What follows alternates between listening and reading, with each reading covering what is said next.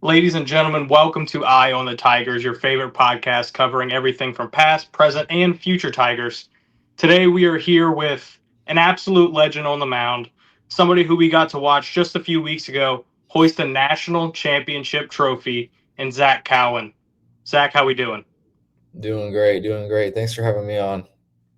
Yeah, man, we looked at it right before this started, and it was almost a year ago to the day where we talked to you the first time when you decided to come from Wofford over to LSU. And the first question I have to ask is LSU everything you wanted it to be?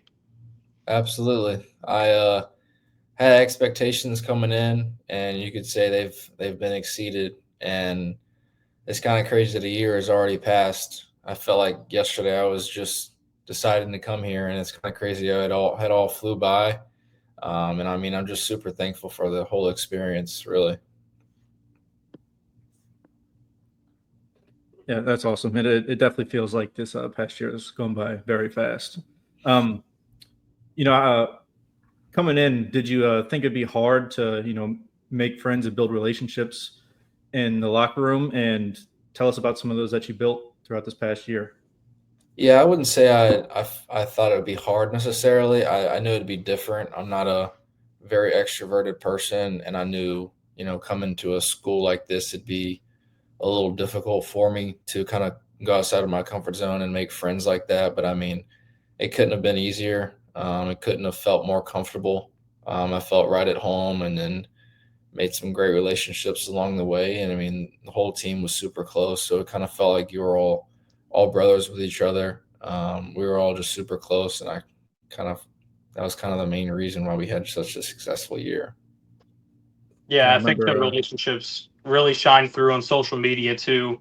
I've been keeping up with it, and like Bears comments on everybody's posts are the funniest thing ever. Yeah, Um, he's a And jokester for yeah, sure. Jake Brown too. And I've noticed him being another one of those.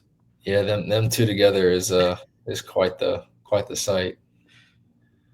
Speaking about relationships, your relationship with Coach Jay is something we focused on last time we talked. How did that grow? And then how did your relationship with Nate Yeski grow as well? Especially with you embracing the bullpen, going from a guy who was starting 17 games last year to Wofford to kind of being an ace out of the pen this year for us. How did that process go, and how did those relationships help you get there? Yeah, the relationships was a big part of it. They definitely got better and better each day. It felt like, with Coach Yeski. I mean, he was on me from the jump, and I felt like he was always in my corner. He didn't really say much to me because he felt like I had a good head on my shoulders. So he was always there for me when I needed him, and we would always have conversations, and just kind of his presence made me feel comfortable and made me learn and grow a lot. And then I mean, Coach Johnson, just him recruiting me, going in the portal, that relationship as well has got even better. And I mean, he's a great coach, even better person. I mean, I wouldn't want to play for anyone else. Yeah, we love Coach Jay Johnson down here. I know everybody's a big fan of him. Yeah. Not only just because he's winning, but because of his mentality towards games and how he handles media. Mhm. Um, so how did it feel? Playing in Alex Box Stadium. I've always wanted this. It's been one of my dreams growing up to play in Alex Box Stadium. Um, uh, it's hard to put into words because I mean, you feel the presence of the fans. You feel their love. You feel how genuine they could be. It was an awesome experience. I mean, I don't really know how to put it into words because it was something I had never experienced. But just being able to experience a year of it, and being on a good team like I was, and having all those guys around me, and just being able to take it in together, it was something I'll never forget for sure. Thinking about the guys around you, like we talked about, you embraced that bullpen role, and not only did you embrace it, but you excelled in it. If you look at the guys who started on the weekends, I mean, you've got a potential number one pick in Cade Anderson and a guy who may have played his way into the first round in Anthony Ianson. What was it like sharing a room with two guys with not only such big talent, but such big presence on the mound? Yeah, it's great. It's really neat to see. because I mean they both improved. I'd say throughout the year they got better as the year went on. And you're always kind of trying to learn from the guys around you, and I'd say I definitely learned something from both of them. And just watching them do what they do, and then coming out of the bullpen, I didn't really change my mindset necessarily from last year. I just really tried to be who I was, and I felt like that's what made me successful this year. And then, just kind of being there for each other and just working towards the same goal. And obviously, it ended up with us becoming champions. So that was kind of, the main goal in the end. Yeah, and the end was sweet. And I kind of want to, get you to walk through, like, how are the feelings going from making the regionals to making the super regionals to making it to Omaha, and then finally, all the way to the finals. What were, not only your outlooks and feelings, but maybe some of your fellow people in the bullpen and some of the coaches, like just words that they gave to you. Anything?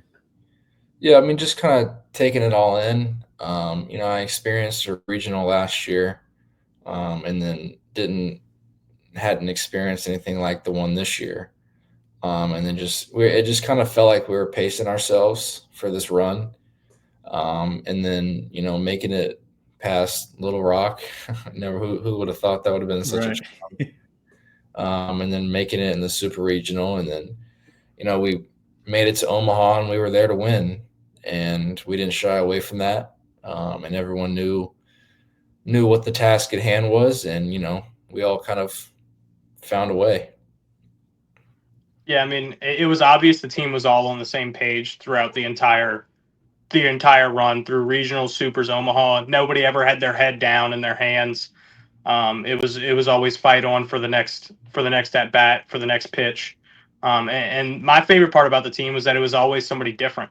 Of course, you have your consistency from the mound, and guys like Curiel when he was leading off the lineup. I mean, his batting average. Daniel Dickinson came in and did a great job. But whether it was Luis finding his bat in one game, Milam finding his bat in the next, it was always somebody new, and it always looked like you guys had a great attitude towards whoever was doing it.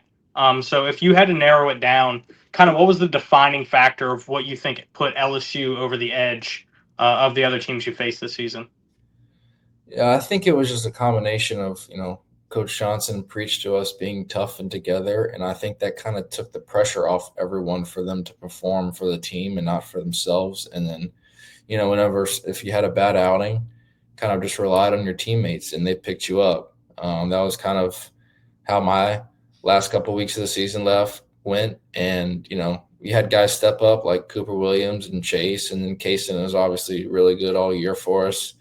So it was just really cool for, all that to come into fruition and just kind of see it actually happen in real time. And it's just a testament to everyone's hard work and just consistency throughout the season and trusting each other. Yeah, I'm definitely a firm believer in, you'll have a lot more success if you play for the name on the front of your shirt rather than on the back of your shirt. Yeah. But moving on, I know myself when I was a pitcher in high school and rec ball and everything, I tried to keep everything the same throughout the game, but not only the game, but before that. Talk to us about some of your pregame routines or any kind of superstitions you had leading up to an outing. Yeah, I wouldn't say I'm overly superstitious. I put my pants on the same way, put my cleats on the same way. I had a longer routine last year just because I was in a starting role, so I was on more of an actual routine. But just coming out of the bullpen, tried to stay the same guy. Didn't really try to do too much because I had an idea when I was going in the game, but just always try to stay loose, try to stay up, and not really trying to overdo anything because I feel like when you do that, you start to overthink and your head's not on a spot where it doesn't need to be. So not really doing too much, I'd say.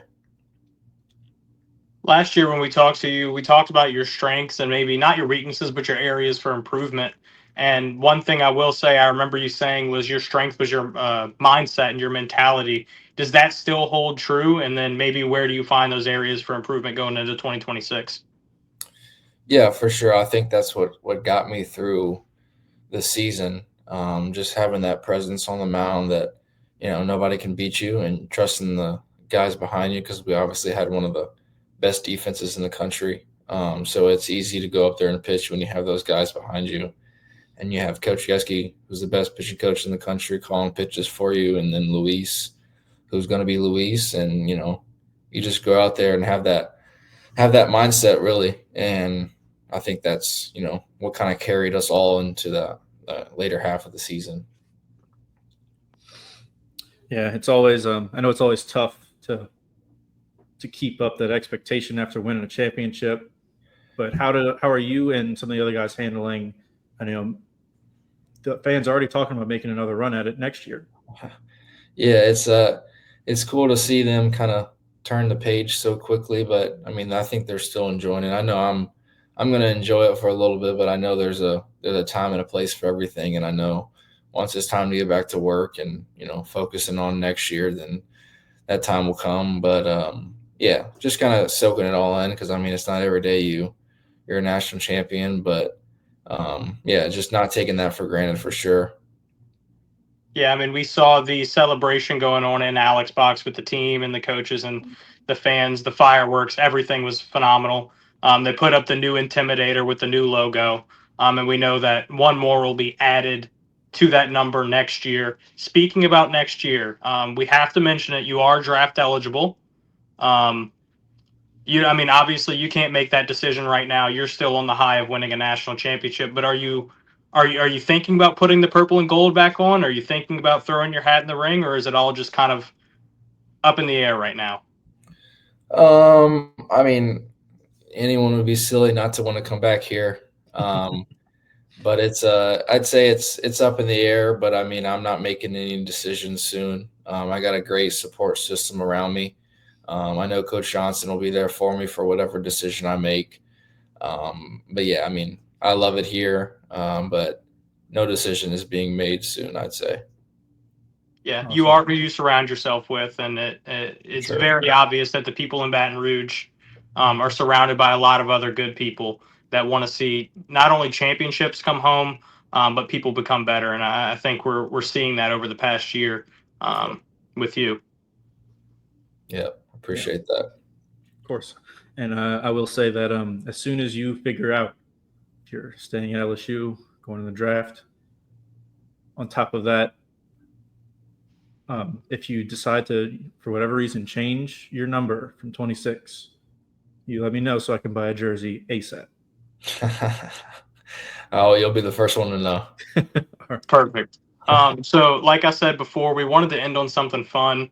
I mean, obviously everything's fun right now. You just won a national championship. That's something that nobody can ever take away from you. But last year, one thing we talked about in the interview was coming down to Baton Rouge and the hospitality and the food. So now that you've been here a whole year, what are your top 3 places to eat in Baton Rouge? Got to go Fiery Crab. I have to. I know it's not a Baton Rouge thing, but I just have to throw Chipotle in there because I'm there multiple times a week. And then when I got here, Cane's this was the first time I ever had Cane's, so I'd put that in my list probably.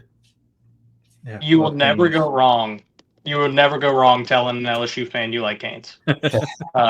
That's always a safe option. Yeah. Yeah, we really appreciate you coming back with us and talking to us and being open to this. I mean, like you said, you're living on the high of a national championship, so there's so many things left to be done. But right now, just ride that wave and relish in the fact that you're going to be a Baton Rouge legend for the rest of your life. So we really appreciate you coming on. Yeah, I appreciate y'all. Thank y'all for having me. Absolutely. And then once you do make a decision, I'm sure we'll talk again or before next season. We'll make Zac Cowan the most recurring guest on Eye of the Tigers.